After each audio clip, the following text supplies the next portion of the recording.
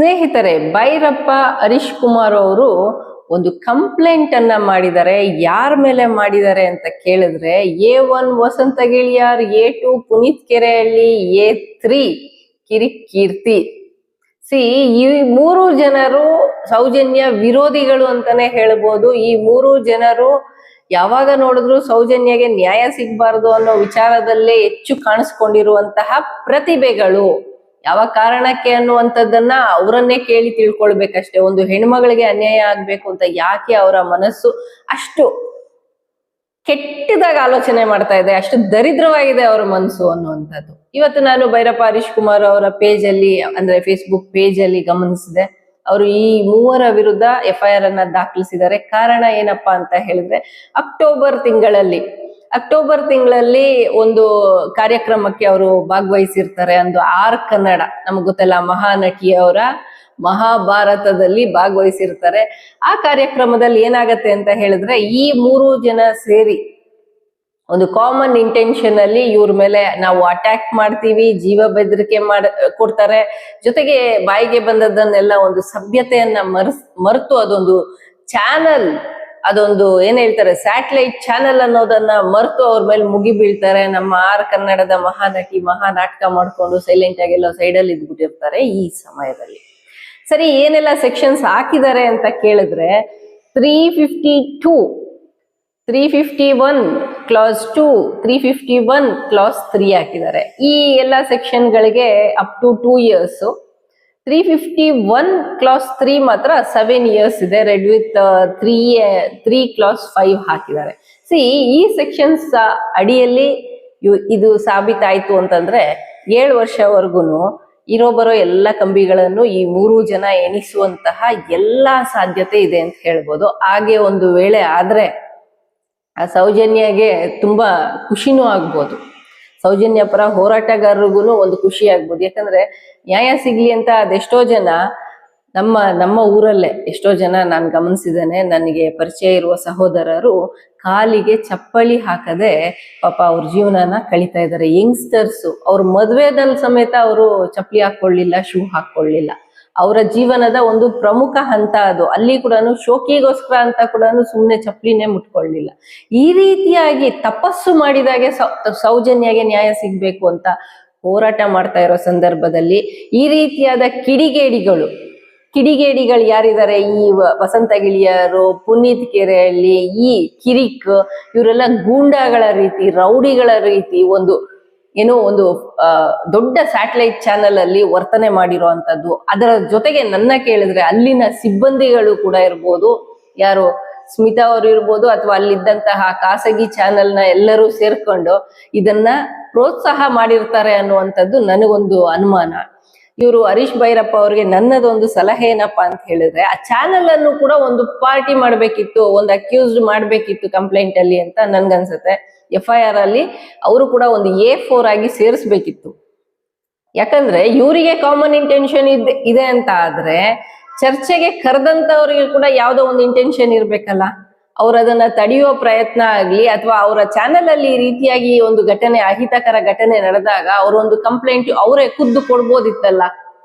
ಒಬ್ಬರನ್ನ ನಂಬಿಸಿ ಒಂದ್ ಜಾಗಕ್ಕೆ ಕರ್ಸೋದು ಕೂಡ ಅಪರಾಧ ಅಲ್ವಾ? ಅವರು ಕೂಡ ಅದ್ರಲ್ಲಿ ಪಾರ್ಟ್ ತಗೊಂಡಿದ್ದಾರೆ ಅನ್ನುವಂಥದ್ದು ಗೊತ್ತಾಗತ್ತೆ. ಆ ಕಾನ್ಸ್ಪಿರಸಿ ಗೊತ್ತಾಗತ್ತೆ, ಅವರ ಇಂಟೆನ್ಷನ್ ಗೊತ್ತಾಗತ್ತೆ. ಇದರಿಂದ ಅವರನ್ನು ಒಂದು ಪಾರ್ಟಿ ಮಾಡ್ಬಿಟ್ಟಿದ್ರೆ ತುಂಬಾ ಚೆನ್ನಾಗಿರೋದು. ಇಷ್ಟು ಕಷ್ಟ ಏನು ಒಂದು ಹೋರಾಟ ಮಾಡೋದು ಅಂದ್ರೆ ಅಷ್ಟು ಕಷ್ಟದ ವಿಚಾರ. ಅದರಲ್ಲೂ ಒಂದು ಹೆಣ್ಮಗಳ ಪರ ಅಷ್ಟು ಲಕ್ಷ ಜನ ನಿಂತಿದ್ದಾರೆ, ಸಾವಿರಾರು ಜನ ಸೋಷಿಯಲ್ ಮೀಡಿಯಾದಲ್ಲಿ ಮಾತಾಡ್ತಾ ಇದ್ದಾರೆ. 13 ವರ್ಷನೇ ಆಗೋಗ್ಬಿಟ್ಟಿದೆ ಸೌಜನ್ಯಗ್ ನ್ಯಾಯ ಸಿಗದೆ. ಆದ್ರೂ ಕೂಡ ಇವತ್ತಿಗೂ ಈ ರೀತಿಯಾದ ಕಿಡಿಗೇಡಿಗಳು, ಅವ್ರನ್ನ ನಾವೇನ್ ಹೇಳೋಣ, ಈ ನೆಲನೇ ನಾವು ಭೂಮಿ ತಾಯಿ ಅಂತ ಕರಿತೀವಿ, ಸೀತಾಮಾತೆನ ಆರಾಧಿಸ್ತೀವಿ ಅಂತ ಹೇಳ್ಕೊಂಡು ಓಡಾಡೋ ಇವರು ಹಿಂದೂ ಪರ ಹೋರಾಟಗಾರರು, ರಾಮ ಸೀತೆ ಅಂತ ಹೇಳಿ ಓಡಾಟ ಮಾಡುವಂತಹ ಈ ಮೂರು ಜನ ಕಿರಿಕ್ ಇರ್ಬೋದು, ವಸಂತ ಗಿಳಿಯರ್ ಇರ್ಬೋದು, ಪುನೀತ್ ಕೆರೆಹಳ್ಳಿ ಇರ್ಬೋದು, ಇವರು ಒಂದು ಹೆಣ್ಮಗಳ ವಿರುದ್ಧ ನಿಂತ್ಕೊಳ್ತಾರಲ್ಲ ಅನ್ನೋದೇ ನನಗೆ ಆಶ್ಚರ್ಯದ ವಿಚಾರ. ಹರೀಶ್ ಕುಮಾರ್ ಅವರು ನೋಡಿ, ಅವರು ಬಹಳ ಹೆಮ್ಮೆಯಿಂದ ಹೇಳ್ಕೊಳ್ತಾರೆ, ನಾನು ಕನ್ನಡ ಪರ ಹೋರಾಟಗಾರ, ನಾನು ಸೌಜನ್ಯ ಪರ ಹೋರಾಟಗಾರ ಅಂತ ಹೇಳಿ ನಾನು ಆ ಚರ್ಚೆಗೆ ಪ್ರಮುಖ ವ್ಯಕ್ತಿಯಾಗಿ ಭಾಗವಹಿಸಕ್ ಹೋದಾಗ ನನ್ ಮೇಲೆ ಈ ರೀತಿಯಾಗಿ ಅಸಂವಿಧಾನಕ ಪದಗಳನ್ನು ಬಳಸೋದ್ರ ಜೊತೆಗೆ ನನ್ನ ವಿರುದ್ಧ ಇವರು ಪಿತೂರಿ ನಡೆಸಿರುವಂತದ್ದು, ಅಲ್ಲಿ ಗೂಂಡಾ ರೀತಿ ವರ್ತಿಸಿರುವಂತದ್ದು ಬಹಳ ಒಂದು ಆತಂಕದ ವಿಚಾರ. ಜೊತೆಗೆ ನಾನು ಹೆದರುವ ವ್ಯಕ್ತಿ ಅಲ್ಲ, ನಾನು ಸಾರ್ವರ್ಕರ್ ತರ ಹೆದರಿ ಅಥವಾ ಹಿಂಜರಿದು ಕುತ್ಕೊಳ್ಳಲ್ಲ, ನಾನು ಹೋರಾಟಕ್ಕೆ ನಿಲ್ತೇನೆ, ಸಾರಿ ನಾನು ಕೇಳಲ್ಲ ನಾನು ಮಾಡದ ತಪ್ಪಿಗೆ ಅನ್ನೋ ರೀತಿ ಅವರು ಅವರ ಫೇಸ್ಬುಕ್ ವಾಲ್ ನಲ್ಲಿ ಬರ್ಕೊಂಡಿರುವಂತದ್ದು ಗಮನಿಸಿದೆ ನಾನು. ಸರಿ, ಇದು ಒಂಥರ ಏನ್ ಹೇಳ್ತಾರೆ, ಸೌಜನ್ಯ ಒಂದು ಕೇಸ್ ಏನಿದೆ, ಈ ಕೇಸನ್ನ ಜೀವಂತವಾಗಿ ಇಡೋದಕ್ಕೆ ಇರುವಂತಹ ವ್ಯಕ್ತಿಗಳ ಮೇಲೆ ಯಾವ ರೀತಿಯಾದ ಅಟ್ಯಾಕ್ಗಳು ನಡೀತದೆ ಅನ್ನೋದಕ್ಕೆ ಇದು ಕೂಡ ಒಂದು ಸಾಕ್ಷಿ. ಈಗ ಹರೀಶ್ ಭೈರಪ್ಪ ಅವರು ಅವರ ವಿರುದ್ಧ ನಡೆದಿರುವಂತಹ ಒಂದು ಈ ಘಟನೆಯ ಬಗ್ಗೆ ಕೂಡ ಕಂಪ್ಲೇಂಟ್ ಕೊಟ್ಟು ಅದನ್ನ FIR ಮಾಡಿ ಈಗ ಕೋರ್ಟ್ಗೆ ಹೋಗಿ ಅದಕ್ಕೆ ಸಾಕ್ಷಿ ಒದಗಿಸಿ ಈ ಹೋರಾಟದ ಜೊತೆಗೆ ಸೌಜನ್ಯಗೆ ನ್ಯಾಯ ಸಿಗ್ಬೇಕು ಅಂತ ಹೋರಾಟ ಮಾಡ್ಬೇಕು. ನೋಡಿ ಎಲ್ಲಿಗೆ ಬಂದು ನಿಂತಿದೆ ನಮ್ಮ ಸಮಾಜ ಅಂತ.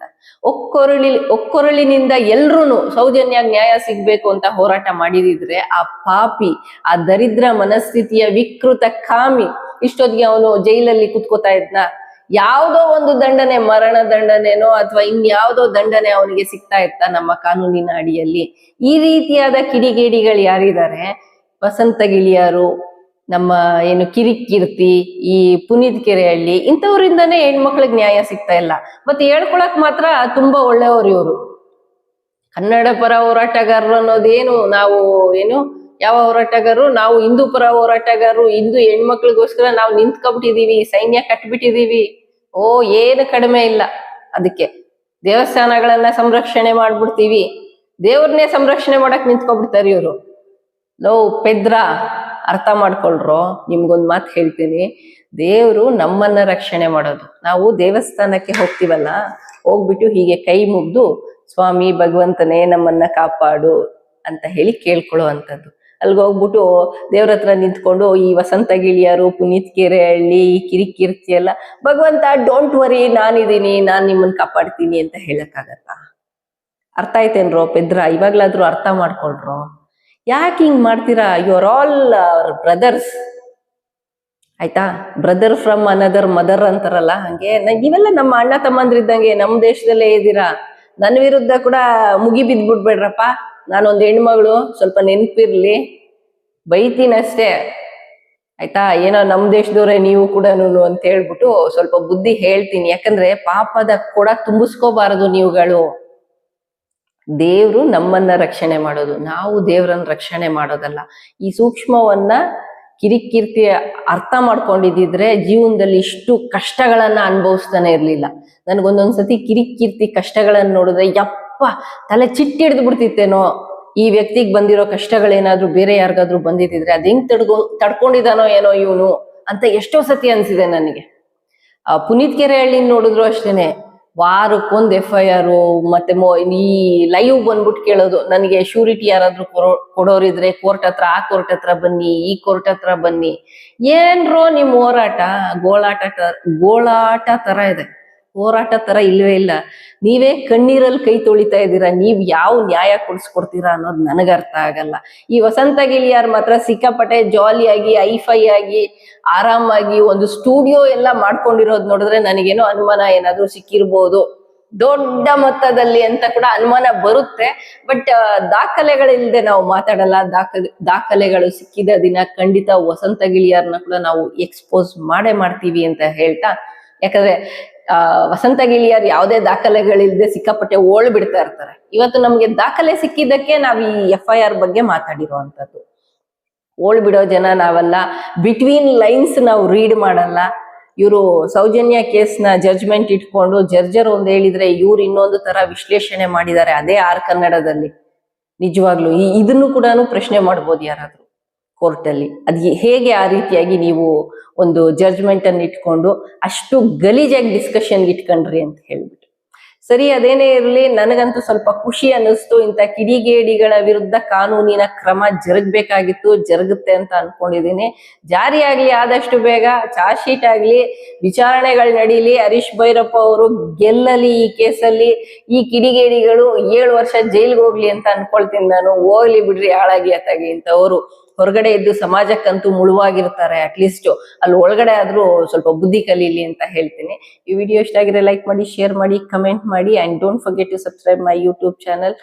ಅಂಡ್ ನಿಮ್ಗೆ ಒಂದು ವಿಶೇಷವಾದ ಸೂಚನೆ ಏನಪ್ಪಾ ಅಂತ ಹೇಳಿದ್ರೆ, ದಯವಿಟ್ಟು ನನ್ನ ವಿಡಿಯೋವನ್ನ ಹೆಚ್ಚು ಶೇರ್ ಮಾಡಿ. ಹಾಗೆ ಅಂತ ಇಲ್ಲಿಂದ ಕಾಪಿ ಮಾಡ್ಕೊಂಡು ಹೋಗಿ ನೀವು ಅಲ್ಲಿ ಏನು ಫೇಸ್ಬುಕ್ ಅಲ್ಲಿ ಹಾಕಿದ ಕೂಡ್ಲೆ ಹಾಕಿದ್ರೆ ನಾನು ವಿಡಿಯೋ ಮಾಡಿದ ಉದ್ದೇಶನೇ ಬೇರೆ ಆಗ್ಬಿಡತ್ತೆ ನಿಮ್ಮಿಂದ. ಸೊ ದಯವಿಟ್ಟು ನೀವು ಕಾಪಿ ಮಾಡಿ, ಒಂದು 24 hours ಆದ್ಮೇಲೆ ಕಾಪಿ ಮಾಡ್ಕೊಂಡು ನಿಮ್ಮ ಫೇಸ್ಬುಕ್ ಪೇಜ್ಗಳಲ್ಲಿ ಹಾಕೊಳ್ಳಿ. ಯಾರೇ ಇರ್ಬೋದು ನೀವು you are very free to copy my videos. ಆದ್ರೆ ಒಂದು ಕಂಡೀಷನ್, ಅಟ್ಲೀಸ್ಟ್ 24 hours ಆದ್ರೂ ನನ್ನ ಯೂಟ್ಯೂಬ್ ಚಾನಲ್ ಇಂದಾನೆ ಅದು ಶೇರ್ ಆಗಕ್ ಬಿಡಿ. ಇಮಿಡಿಯೇಟ್ ಆಗಿ ಕಾಪಿ ಮಾಡ್ಬಿಟ್ರೆ ನಾನು ಮಾಡೋದು ಯಾಕೆ ಮತ್ತೆ ವಿಡಿಯೋ ಎಫರ್ಟ್ಸ್ ಹಾಕ್ಬಿಟ್ಟು ನಾವು ನೋಡ್ಕೊಂಡು ಬಂದು ರಿಸರ್ಚ್ ಮಾಡ್ಕೊಂಡು ಅಂತ ಅನ್ಸ್ಬಿಡತ್ತೆ. Anyways friends, thank you for watching this video.